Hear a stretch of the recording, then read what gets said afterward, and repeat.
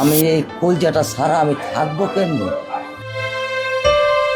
রাজধানীর পল্লবীতে ৭ বছরের শিশু রামিসাকে ধর্ষণের পর নৃশংসভাবে হত্যার ঘটনায় এক সপ্তাহের মধ্যে তদন্ত প্রতিবেদন জমা দিতে ঢাকা মেট্রোপলিটন পুলিশ ডিএনপি কমিশনারকে নির্দেশ দিয়েছেন আইন, বিচার ও সংসদ বিষয়ক মন্ত্রী মোহাম্মদ আসাদুজ্জামান।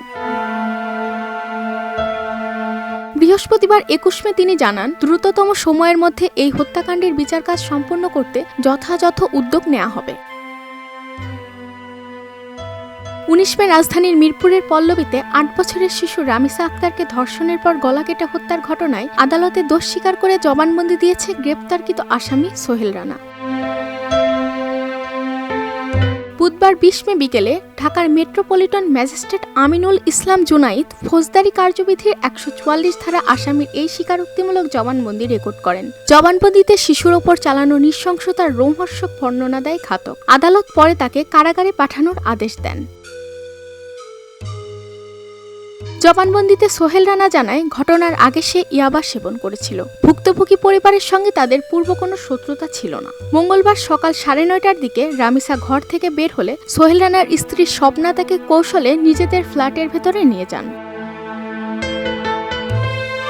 এরপর বাথরুমে নিয়ে শিশুটিকে ধর্ষণ করে সোহেল। এতে ছোট্ট রামিসা জ্ঞান হারিয়ে ফেলে। ঠিক ওই সময়ে রামিসার মা সোহেলের বাসার দরজায় কড়া নাড়তে শুরু করেন। ধরা পড়ে যাওয়ার ভয়ে সোহেল তাৎক্ষণিক রামিসাকে গলা কেটে হত্যা করে।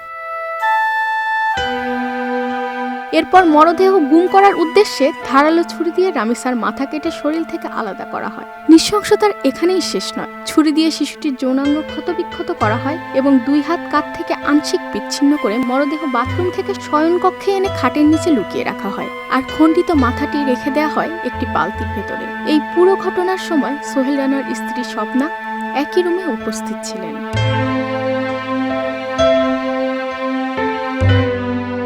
খবরের কাগজ, নিখাদ, নির্ভীক, নিরপেক্ষ।